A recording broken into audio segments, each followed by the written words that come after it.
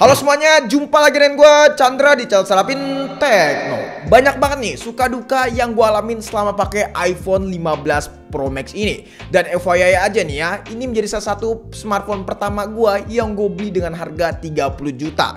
Yap, seharga motor NMAX. Kok bisa ya harganya sampai semahal itu? Ya karena memang gue ambil yang varian 512GB saat PO kemarin dengan warna natural titanium. Dan kalau misalnya kalian tahu ya, warna natural titanium yang 256GB itu bener-bener warna yang sangat susah banget dicari. Bahkan memang warna natural titanium adalah warna best colornya si iPhone buat tahun 2023. Nah maka dari itu varian yang 256GB itu bener-bener langkah banget cuy. Soalnya buat Pro Max itu doang yang paling murah harganya dan menjadi salah satu inceran para warga-warga ya gue agak bingung sih, warga Indonesia tuh pada kaya-kaya harga varian 256 tuh padahal sekitaran 25 jutaan something, tapi masih banyak yang beli tuh gue bingung lah ya, entah belinya pinjol atau gimana. Tapi ya udahlah ya, iPhone 15 Pro Max yang varian 256GB itu worth it banget ketimbang kalian beli yang varian iPhone 15 Pro biasa dengan varian 256GB.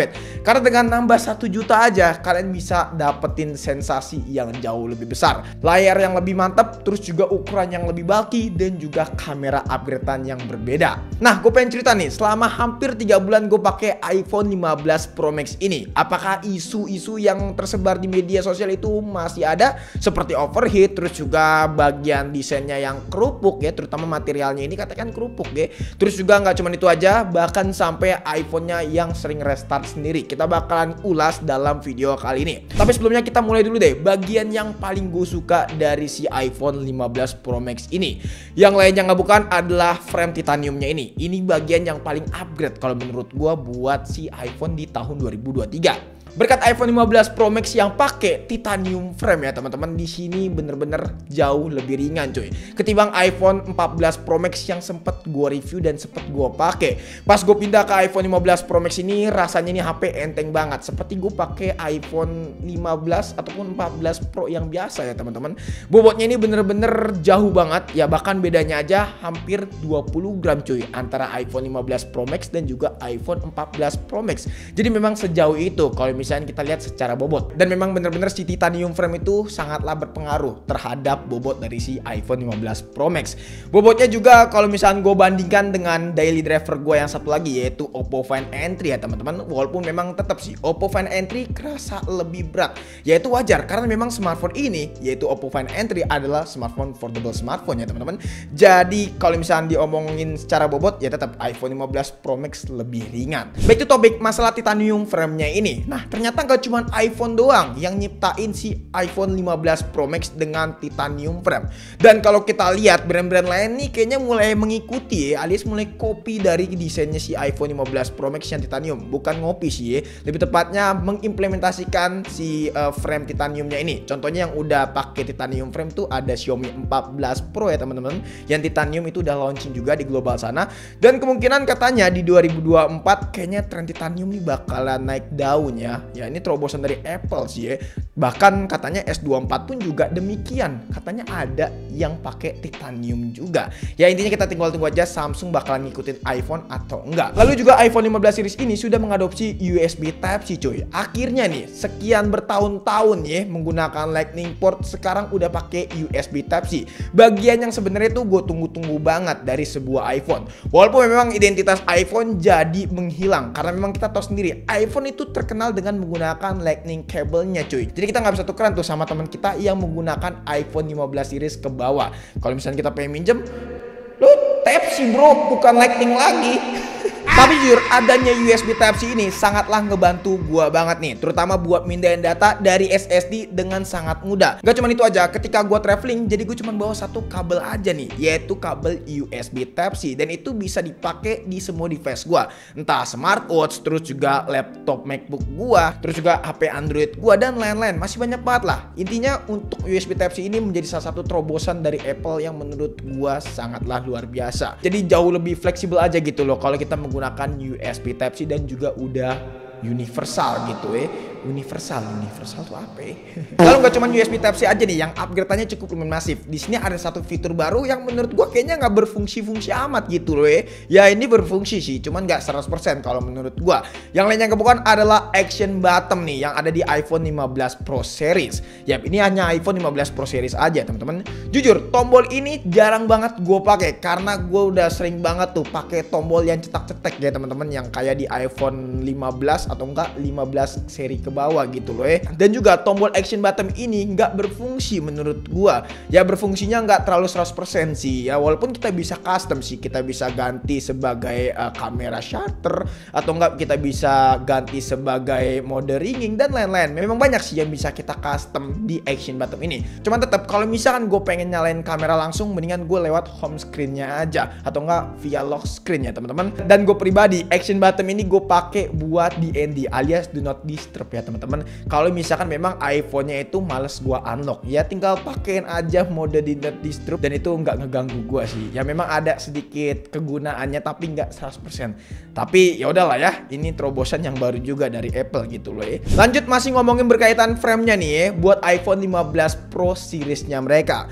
Gue sendiri udah sempat lihat di luaran internet sana ya teman-teman, yang mengatakan katanya iPhone 15 Pro Series itu gampang banget baret. Bahkan katanya nggak cuma Pro Series, yang 15 biasa juga katanya gampang baret. Ya bagian ini memang cukup worry sih menurut gue kalau misalnya kita lihat, apalagi kalau misalnya udah baret itu cukup lumayan kerasa tuh goresannya. Maka dari itu gue selalu pakein casing aja ya. Jadi kalau misalnya udah dipakein casing itu udah pasti aman. Dan kalau misalkan pakai di rumah ya gue telanjangin kayak begini. Cuman kalau buat dipakai di outdoor ya gue pakein casing.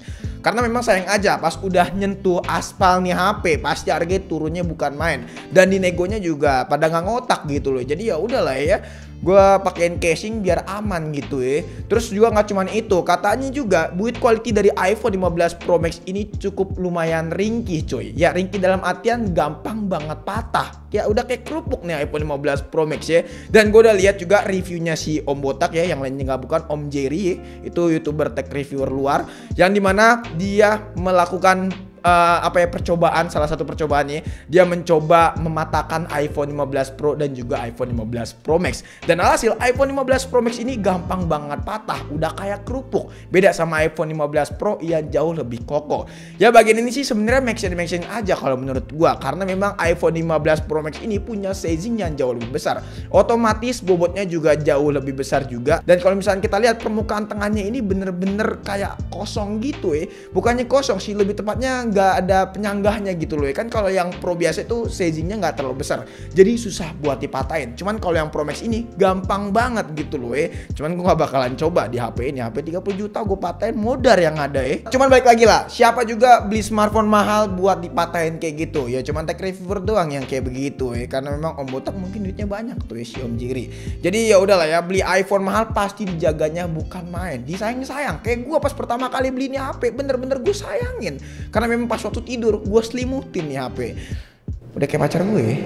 Tapi kok pacaran kan nggak boleh kayak gitu. Beralih ke bagian layar, secara spek dari iPhone 15 Pro Max ini menurut gue udah ya nggak usah dilakukan lagi lah ya. Upgrade-nya memang nggak terlalu masif daripada seri sebelumnya, yaitu iPhone 14 Pro Max. Bener-bener masih sama secara resolusi, panel, refresh rate semuanya masih sama, fitur-fitur layarnya juga masih sama, terus juga dynamic island-nya juga masih ada pastinya.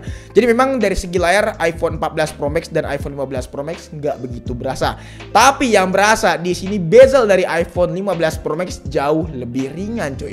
Bukan jauh lebih ringan, jauh lebih tipis maksudnya. Ya karena memang kalau misalnya kita lihat di sini bener-bener minim yang namanya bezelnya cuma 0, berapa senti gitu loh. Ini bener-bener minim banget bezel dari iPhone 15 Pro Max ini. Jadi sensasi nonton film di sini jauh lebih nikmat dengan layar yang bener-bener oke banget nih. Ya, jadi untuk spek layar udah nggak usah diragukan lagi iPhone 15 Pro Max. Terus juga kalau dipakai di outdoor apalagi bener-bener nyaman. Brightness-nya di sini bisa di-push sampai 2000 nits kalau nggak salah, dan itu terang banget cuy ya. Berkat panel LTPO Super Retina XDR OLED-nya juga pastinya ini makin tambah mantap. Intinya buat dipakai nonton film di sini bener-bener puas. Dipakai di outdoor pun juga bener-bener terang banget, nggak ada kendala sama sekali. Dan buat dipakai sehari-hari nggak ada kendala. Ya iPhone punya bos, untuk layarnya bener-bener seenak itu dan seresponsif. Apalagi harga 30 juta kalau dapat layar yang bapuk sih ya, gue demo tuh ya. kantor Apple yang di Amerika ya. Sama halnya sebenarnya kayak performance dari smartphone yang satu ini. Nah terus juga yang gue rasakan untuk Dynamic Island-nya juga nggak ada perbedaan yang cukup signifikan ya dari seri sebelumnya. Di sini Dynamic Island-nya ya seperti itu aja. Fiturnya masih sama seperti iPhone 14 Pro Max atau enggak iPhone 14 Pro ya. Jadi memang secara fitur ini masih sama banget sih, nggak ada bedanya gitu loh ya. Tapi perbedaan yang paling kerasa yang lainnya nggak bukan di bagian performance yang sulit buat dijinakin nih ya. Karena memang si iPhone 15 Pro Max ini pakai chipset Apple A17 Pro cuy. Chipset ini menurut gua susah banget dijinakin karena memang ini chipset udah bukan chipset kayak Android cuy. Chipsetnya komputer nih menurut gue. Tapi di sini iPhone 15 Pro dan juga iPhone 15 Pro Max bisa main game Genshin Impact dengan sangat lancar. Gue udah coba settingan rata kanan, di sini bener-bener smooth banget, dapat FPS di angka 60, anti frame drop. Ya ada sedikit frame drop sih kalau misalkan kita mainnya itu cukup lumayan lama di range waktu 30 menit baru agak sedikit frame drop dan suhunya memang agak sedikit panas.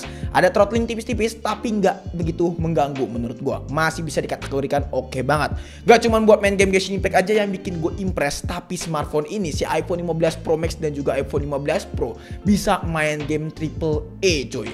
Ya kalian tahu sendiri game konsol dan game PC bisa dikompres ke iPhone 15 Pro Max ini dan begitu lancar mainnya coy. Gue udah sempat main game Resident Evil Village ya teman-teman. Di sini dapat FPS yang cukup oke di 30 FPS natif ya teman-teman. Cuman kita bisa atur ke 60 FPS tapi gue nggak rekomendasiin karena memang sering throttling dan juga FPS-nya ngedrop gitu coy. Throttling sama panas sih itu yang bagian salah satu menurut gue yang nggak suka. Jadi memang kalau misalkan main game AAA settingannya di 30 FPS aja, settingan standar. Dan juga gue nggak tahu nih Resident Evil 4 remake bakalan selancar apa kalau main di iPhone 15 Pro Max ini. Kita tinggal tunggu aja tanggal mainnya. Tapi yang jelas untuk performance dari iPhone 15 Pro Max ini gue udah bisa bilang udah sekencang itu coy, dan susah banget disaingin. Nah ngomongin yang panas tadi, gue pengen sedikit mention aja sih ya, memang di iOS versi yang terbaru ini ya teman-teman masih ngerasa cukup lumayan panas kalau menurut gue. Ya bagian satu ini memang agak sulit sih ya dihilangin, tapi setidaknya tidak terlalu panas seperti pas waktu awal kali launching. Katanya bisa sampai 49 derajat Celcius pas waktu pertama kali launching dan itu cukup worry menurut gue. Tapi sekarang udah much better, udah jauh lebih adem. Tapi tetap isu restart sendiri masih ada juga nih dan masih sering menghantui si iPhone 15 Pro Max gua. Bahkan teman-teman tech reviewer lain seperti Taufik Mobo, Mas Mobi juga ngalamin hal yang serupa, restart sendiri. Jadi memang iPhone 15 Pro dan juga iPhone 15 Pro Max masih ngalamin restart sendiri. Kalau menurut gua ini masih confirm ya buat iOS versi terbaru saat video ini dibuat. Jadi iya udahlah ya, kita tinggal tunggu aja updatean selanjutnya apakah masih sama seperti hal serupa ya, kita tinggal tunggu aja. Berkaitan soal masalah baterainya sendiri, gue bisa akuin iPhone 15 Pro Max ini sangatlah irit coy. Yap, secara screen on time di sini bisa bertahan 8,5 jam sampai 9 jam lebih. Itu kalau gue pakai seharian. Padahal gue penggunaannya itu juga cukup lumayan intens dan cukup lumayan barbar kalau misalkan smartphone ini gue pakai buat daily. Jadi memang baterainya udah seirit itu. Ya walaupun memang secara kapasitas di sini upgrade-nya itu tidak terlalu tinggi ya teman-teman, karena memang kapasitasnya sendiri si iPhone 15 Pro Max ini cuma di angka 4441 mAh aja. Jadi memang secara kapasitas masih di bawah Android. Tapi tetaplah baterainya tergolong irit menurut gua. Nah, masih berkaitan dengan isu panas tadi. Yap, isu panas tadi tuh nggak cuman terjadi kalau misalnya kita pakai main game doang. Tapi kalau misalnya kita pakai pas lagi di outdoor seperti foto-foto, ya smartphone ini overheat juga cuy. Ya ini sebenarnya wajar sih karena memang sinar matahari yang terik itu mengganggu banget. Tapi yang gak wajarnya kalau misalnya kita pakai dalam waktu cuma 10 menit dan itu HP-nya cukup overheat bahkan sampai stop buat nge-record cuy. Yap, ini sempat terjadi juga pas waktu gua rekam si iPhone 15 Pro Max ini, pas waktu ambil B-roll si Oppo Find N3 cuy, dan itu stop record tiba-tiba. Tapi kalau ngomongin panas dari smartphone ini ya memang udah panas lah ya. Cuman yang bagian paling gue impress yaitu sektor kameranya. Kalau ngomongin kamera kayaknya nggak usah diragukan lagi lah kemampuan kamera dari iPhone 15 Pro Max ini. Secara megapiksel memang masih 48 megapiksel seperti kamera sebelumnya. Yap, di seri sebelumnya yaitu iPhone 14 Pro Max. Tapi secara hasil menurut gua ini udah cakep banget cuy. Kalau misalkan kalian lihat di sini hasilnya bener-bener cakep buat kamera utamanya. Untuk kelasan iPhone memang kayaknya udah nggak usah diragukan lagi sih. iPhone tuh udah the best sih kameranya. Memang kalau kita compare dengan Android ya tetap sih Android lebih juara gitu loh, karena memang ada beberapa image processing yang dilewatkan gitu loh. Tapi kalau misalkan kita nyari yang bener-bener standar ya, untuk sebuah smartphone kamera yang punya selera yang sama ya, maksudnya gimana tuh, jadi misalkan standarnya semua orang ya, iPhone ini memang udah punya kamera yang sestandar itu menurut gua. Hasilnya nggak terlalu bagus tapi memang kelihatan cakep aja gitu loh ya, detailnya tajam dan juga warnanya kelihatan identik Apple banget, naturally, bener-bener naturally. Terus juga yang paling upgrade yang begitu berasa menurut gua di bagian lensa zoomnya ini, karena di iPhone 15 Pro Max ini bisa 5 kali optical zoom, tapi yang di Pro biasa cuma 3 kali optical zoom aja. Dan kalau buat diajak konser ini bener-bener masih kerasa cukup oke ngezoomnya menurut gua, walaupun memang tetap Android ngezoomnya jauh lebih mantep cuy, bisa 10 kali optical bahkan sampai 20 kali optical. Jadi memang buat masalah kamera Android, kalau buat masalah zoom ya lebih menang sih, itu nggak bisa diragukan lagi. Tapi tetap iPhone ini menurut gua udah cukup improve banget buat kamera zoomnya ini cuy. Nggak cuma itu doang, kalau mode malam pun juga demikian, hasil kurang lebih seperti ini. Ya bisa kalian lihat aja lah ya, udah sebagus ini. Dan selebih fotonya untuk lensa utama kamera ultrawide bisa gua spill aja lah langsung ya. Dan bisa kalian nilai sendiri sebagus ini si iPhone kameranya cuy. Mungkin bisa kalian bantu nilai juga. Sekarang kita masuk kesimpulan, ya udahlah ya, kesimpulannya iPhone 15 Pro series ini terutama buat Pro Max-nya ini nggak usah diragukan lagi lah ya, karena memang dari tahun ke tahun iPhone selalu sukses melaunching produknya mereka. Apple punya nih bos, ngeluarin dana sekitaran 30 juta menurut gua masih worth it aja kok, dan menjadi salah satu investasi yang oke menurut gua kalau misalkan dipakai bener-bener. Tapi kalau buat dipakai buat gengsi doang sih ya sama aja bodong gitu loh maksudnya bener-bener tuh kayak dipakai ngonten buat kerja ya, menghasilkan cuan ini masih oke banget. Bahkan mungkin ini bakalan gue pakai juga buat kamera kedua gue kalau misalnya pengen syuting di luar. Ya karena beberapa video gue itu diambil langsung dari iPhone 15 Pro Max ini. Jadi memang udah perfect ya HP yang satu ini. Cuma yang tadi itu masalah overheat yang belum tertuntasan 100%. Tapi yang jelas intinya smartphone ini udah bagus, nggak usah dirugikan lagi. Kalau misalnya kalian punya budget ya tinggal beli aja. Tapi kalau misalnya kalian punya budget pas-pasan, mendingan nggak usah terlalu maksain gitu ya. Yang penting jauhin gengsi, tetap semangat buat nyari duit deh buat ngebeli smartphone inceran kalian gitu loh ya. Jadi mungkin cukup sekian aja video kali ini. Selama hampir 3 bulan gue pakai iPhone 15 Pro Max. Intinya berkesan banget lah HP mahal yang satu ini. Mungkin cukup sekian. Jadi kalau misalnya kalian punya pertanyaan atau punya pendapat, boleh banget tulis di kolom komentar, ataupun pengen join ke komunitas Telegram kita ya, pengen nanya-nanya, discuss, bisa banget join, klik linknya ada di bio. Pengen nanya secara privat juga bisa nih, DM di Instagram kita di @serafintekno. Nah, jadi langsung aja Chandra pamit, sampai jumpa di video selanjutnya. Until next time, goodbye. Sakit gigi, syuting, ya, beginilah rasanya.